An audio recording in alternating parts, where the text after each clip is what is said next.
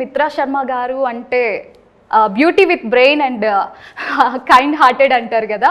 So మీరు చాలా help చేశారు పూర్ పీపుల్కి మనీ ఇవ్వడం కానీ, చాలా కైండ్ హార్టెడ్ ఉంటారు. సో కొంతమంది పీపుల్ ఏమంటారంటే ఈవిడికి డబ్బు ఎక్కువయ్యి అలా చేస్తున్నారా అని చెప్పేసి. అంటే ఒక సైడ్ చూస్తుంటే మంచి ఉంది అండ్ నెగిటివిటీ కూడా ఉంది. సో మీరేమంటారు, అసలు వాళ్ళకి ఏం చెప్పాలనుకుంటున్నారు?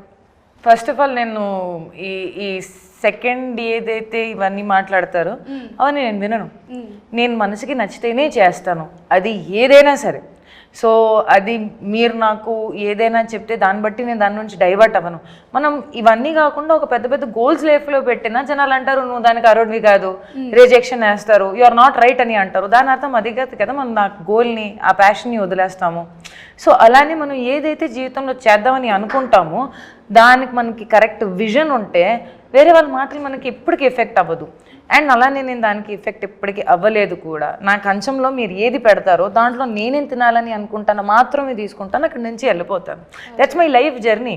I'm very precise. మీరు నాకు వచ్చి చెప్పినంత మాత్రాన నా విజన్ ఎక్కడ డైవర్ట్ అవ్వదు.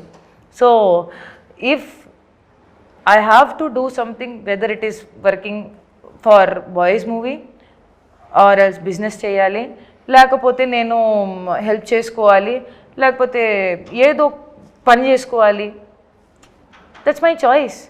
నా చాయిస్ మీద నా జీవితం చాలా ఆధారపడేసి ఉంది. సో అలా